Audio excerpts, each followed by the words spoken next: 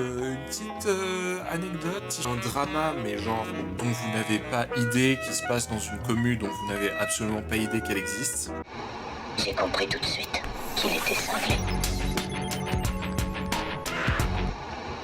Alors question, est-ce que vous connaissez Vocaloid? Ouais, je sais, ça nous ramène loin en arrière. Vocaloid, notamment le personnage de Miku est très connu pour ses concerts. Si vous connaissez pas, on va en voir des images. C'est des concerts virtuels. Je crois que le projet Vocaloid à la base, c'est surtout un projet de voix synthétiques qui ont permis de créer des chanteurs. C'est un projet au départ de chanteurs virtuels, donc avec des voix de synthèse. Ils ont poussé le délire jusqu'à leur créer des corps, des apparences physiques et à faire des concerts. Ça a été un des premiers délires de concerts virtuels. Aujourd'hui, il y a dans le même genre, il y a les VTubers et il y a ABBA surtout qui est un peu plus connu, qui a repris le principe récemment en y mettant un niveau de technique assez dingue. Et parmi les personnages, il y en a un notamment qui se distingue et c'est la très sympathique Hatsune Miku, la meuf aux cheveux bleus, la fameuse waifu aux cheveux bleus. C'était un peu dingue à l'époque au niveau techno ce qu'ils arrivaient à faire. Là, on voit un peu au début comment ils faisaient. C'était une projection sur une plaque de verre. Alors à la vidéo, ça rend forcément un peu bizarre. Ça marche ultra bien et plus le temps passe, plus en fait ils ont élargi aussi la plaque de verre. Ouais, bon là on la voit carrément.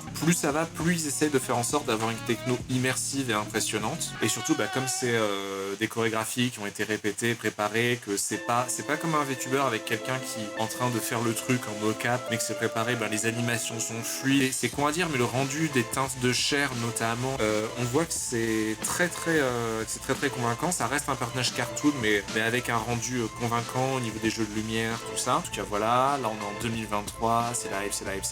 Et là on va arriver en 2024 et il va y avoir comme un petit problème. Pour parenthèse, j'aime beaucoup ce style. 2024, est-ce que déjà vous voyez le problème? Est-ce que vous voyez le problème de cet écran noir gigantesque sur un fond rouge? Normalement la plaque de verre tu peux un peu l'oublier, le principe c'est que tu l'oublies et là on la voit, on ne voit mais que ça.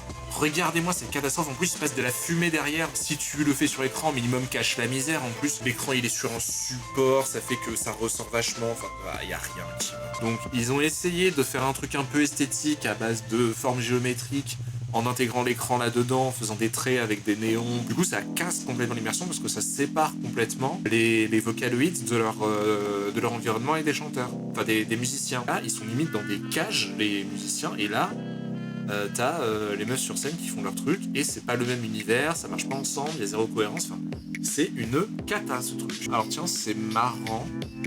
Les gens sont plutôt positifs dans les commentaires principaux. Ouais, il y a 15 comme en même temps. On va aller se lire un petit article sur le sujet pour que vous compreniez ce qui se passe. Et en fait, vous allez voir que les gens qui sont dans la sauce avec cette histoire, c'est qui? C'est nos amis de chez Crunchyroll. C'est, je crois, un Netflix des animés.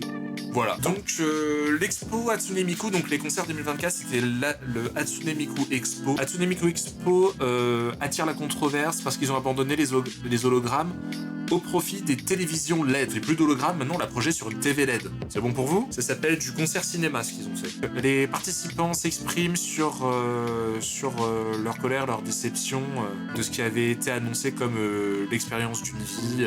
Les concerts Vocaloid Miku déploie des illusions d'optique qu'on appelle Paper Ghost Trick. D'accord. Pour des raisons inconnues, le tour américain n'a pas utilisé cette technique en faveur d'écrans LED.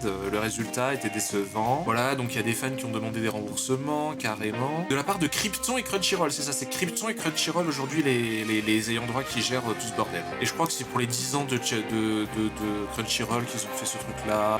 Crunchyroll vraiment très impliqué dans le truc. Voilà. Crunchyroll est vraiment accusé de ce que j'ai lu un peu à droite à gauche, en gros, d'avoir voulu faire du fric à tout prix et d'avoir fait les concerts les plus cheap possibles. Donc ils sont un peu en train de s'en prendre plein la gueule sur le sujet, de ce que j'ai compris. Après là, en vrai, j'ai pas daté le truc. Peut-être que la polémique elle a quelques mois et que tout le monde s'en branle maintenant, mais j'ai un peu l'impression que c'est encore en cours. Une pétition sur change.org a plus de 5000 signatures pour demander des remboursements. Hatsune a partenariat avec des trucs populaires comme Pokémon, je savais même pas. Elle est apparue dans Projet Diva Megamix Plus, donc toutes les sagas un peu japonaises qu'on ne connaît que très peu en France. Mais bon, ils sont en train de dire que même si elle est virtuelle, c'est une célébrité réelle au sens où elle a des fans dans le monde entier et on peut pas faire n'importe quoi. Pour finir rapidement, je voulais juste voir des gens qui en parlaient. Premièrement, le truc évident, tout le monde se plaint des écrans LED à Vancouver et il y a des gens qui ont l'air de dire que tout de même, it looks great, donc ça marche bien en tout cas à mon avis.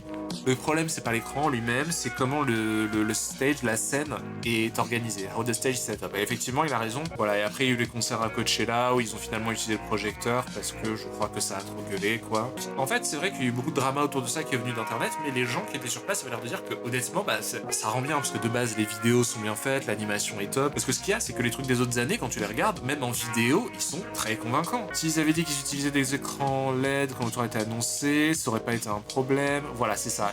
En fait, les gens ont l'impression d'être vachement pris en traître là-dessus et que on leur a vendu de la merde. Peut-être que si on avait dit que ça allait être des écrans LED, bah, les gens l'auraient accepté. Surtout, c'est 200 balles. 200 putain de balles pour un écran de télé, c'est vrai que ça peut faire mal, ça je peux comprendre. J'ai payé 300 balles pour une bonne place. Ah putain. Commentaire là intéressant, pardon, désolé, je disais, pour dire qu'en gros, ça a déjà été fait le coup des écrans avant. La raison d'utiliser les écrans LED était assez évidente, c'est que il faut sur la scène de l'espace pour l'écran transparent plus le projecteur. Et en fait, c'est un espace dont les percussionnistes, les DJ, tout ça auraient besoin sur la scène.